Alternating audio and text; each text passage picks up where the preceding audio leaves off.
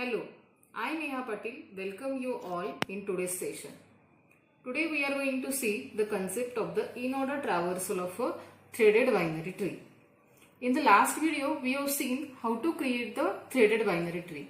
Now we will see after creating the tree how to traverse that tree.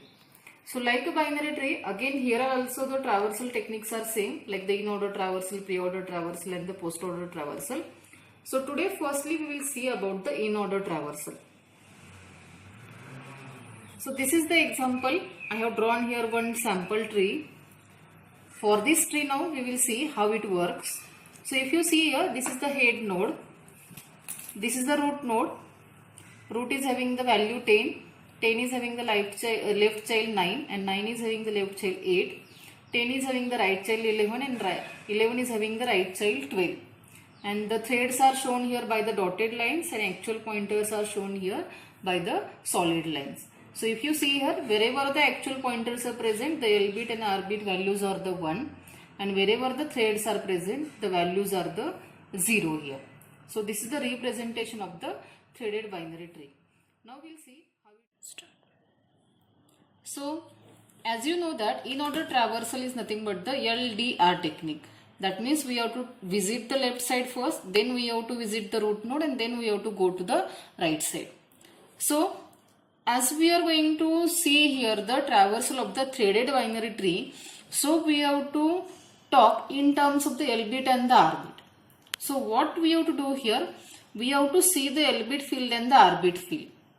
If the L bit is equal to 1, that means the left child is present. So if the left child is present, go to the left side. Again, if the L bit is equal to 1, that means the left child is present, go to the left side. And whenever the L bit is equal to 0, that means no further left child is present, so we have to stop there. So like this way, first we have to traverse till this leftmost node here. Whenever we will get this leftmost node, we have to print that value. Like in this case, 10 is having the L bit 1, go to the left side. 9 is having the L bit 1, go to the left side. And 8 is having the L bit 0, that means no further left child is present, so we have to stop here and we will print that value. So we will get the output like the 8. Now for this node we will check the R bit value, whether it is equal to 1 or the 0. If the 1 is present, that means the actual right child is present, and if the 0 is present, that means the thread is present and we have to go back in the tree. So here as the R bit is equal to 0, that means the thread is present, so we have to go back in the tree. So it will come back to the 9 again. So whenever it will come back to the 9, then at that time what we have to do here, we have to print the value present at this node. That is the 9. So we will print the 9 here and we will check the R bit field of the 9. So again as the 9 is having the R bit value is equal to 0, that means no right child is present. So once again go back in the tree. So whenever we will come back in the tree, we will come at the 10 here. We will print the value of the 10 and we will see the R bit field of the 1. So as the R bit field is 1, so now we will go to the actual right side. That means the right child is present. So whenever you will come to this right child, then firstly check the L bit value of that node. Now like in this case L bit is equal to 0, that means no further left child is present. So we have to stop here and print the value, that is the 11. Then check the R bit field of the 11. So as the R bit field of the 11 is equal to 1 here, that means I forgot to mention here the 1 actually. So as the actual pointer is present, that means the value is 1. So as the R bit field is 1 here, that means the actual right child is present, go to the right side. So whenever you will come to this right child, again check the L bit value. As the L bit value is 0, that means no further left child is present. So stop here and print the value of the 12 here. And then after that check the value of the R bit field of the 12. Now if you see the R bit field is equal to 0, that means the thread is present. So we have to follow that thread. So whenever we will follow this thread, we are coming back to the head node. So that means what here, all the nodes in the trees are over and we are coming back at the head. That means we have to stop here. And if you see here, we get here the output like the 8, 9, 10, 11 and the 12. So this is our the in-order traversal of the TBT.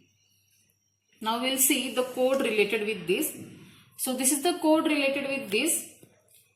If you see, As we are starting from the head node here, so I have passed here the head node.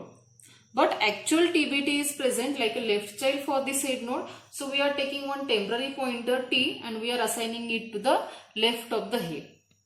And now what we are doing here, every time we are checking whether the L bit is equal to 0 or the 1.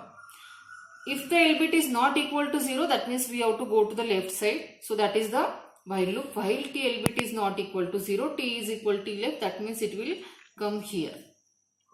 Again, as the L bit is not equal to 0, again go to the left side, that means now your T will come here. Now whenever the T will come here, now the L bit becomes the 0, so we have to stop here. And then after that, if you see the next statement, that is the Cout T data, so that means we are getting the value like the 8 here. After this, the second while will start here, and here we are checking the condition whether the R bit is equal to 0 or not. Now as the R bit is equal to 0 for this, so that means what we have to do here, we have to follow this thread. So that is the T is equal to T, right? It is coming back to this node. That means again your T is coming at this node. Now whenever the thread is coming back, every time we have to check the condition whether that thread is going to the head node or not. If it is going to the head node, that means we have to stop. Now in this case it is not going to the head node, so that means directly we will print the statement Cout T data and we will get the output like the 9 here. As it is inside the while, again we will check the R bit field of this 9. Again as it is the 0, so again we will follow the statement T is equal to T, right? It will come back again at this node here. So again for the 10 here, it will check whether it is equal to head or not. Now it is not equal to head, so print the value Cout T data, we will get the output like the 10 here. As it is inside the while, once again it will check the R bit value of the T, that means the 10. But now it is equal to 1, so it will stop executing this while loop and it will execute the next statement directly, T is equal to T, right? That means now it is actually coming to the right side. Whenever it will come to the right side, it will check the condition whether it is going to the head or not, but it is not going to head. So again it will check the condition whether the TL bit is not equal to 0. But as the TL bit is equal to 0, that means we have to stop here and we will print the statement T data. So that means we are getting the output like the 11 here. Then it will check for the 11's right R bit. So as the 11's R bit is equal to 1, that means it will not execute this while. It will directly execute the statement Cout T is equal to T, right? That means now your T will come at this position. So once again it will come back here. Now as the TL bit is equal to 0, so that means again it will execute the statement Cout T data, that means 12 will be printed.